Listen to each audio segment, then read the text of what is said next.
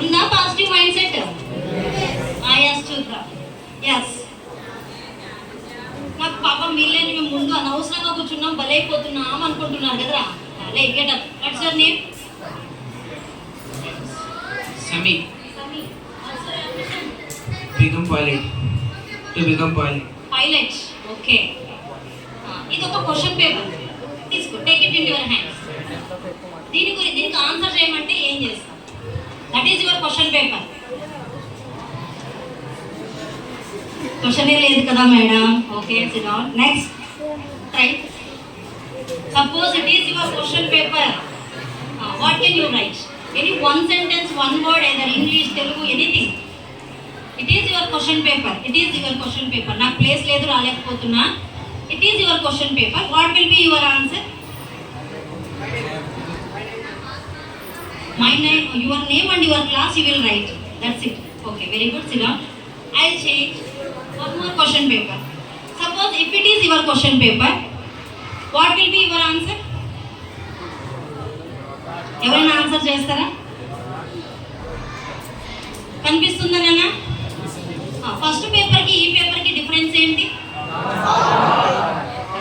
ఎంత excellent brains, అందుకు కదా మిమ్మల్ని ఐన్స్టీన్ అనేది కదా.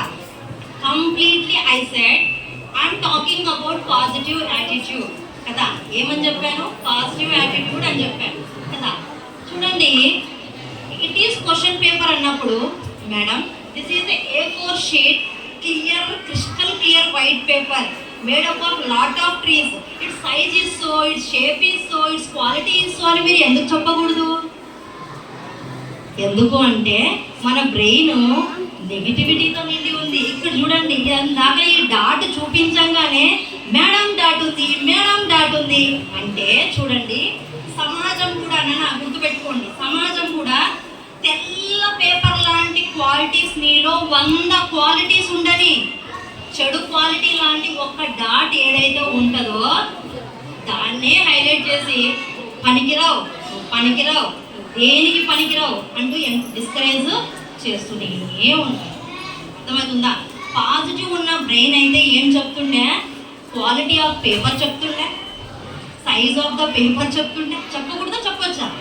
చెప్పొచ్చు. You can say the material is A4 sheet paper madam, it thickness is so and so. చెప్పొచ్చా? చెప్పొచ్చు. But you are focusing on the dot. అంటే మీ తప్పేం లేదు, సమాజంలో కూడా ఇలానే ఉంటుంది. అంటే నీలో ఎన్ని ప్లస్ పాయింట్స్ ఉన్నాయనేది ఎవ్వరు కేర్ చేయరు. నీలో నెగిటివ్ పాయింట్స్ ఏమున్నాయో వెతికి వెతికి వెతికి సమాజము అలాగే మనకు బ్యాడ్ చేసి మనల్ని పనికి రాకుండా చేస్తుంది. అవి ఓవర్కమ్ చేయాలి అంటే ఎలా ఉండాలి అనేది ఒక చిన్న స్టోరీ ద్వారా చూద్దాం. ఎలా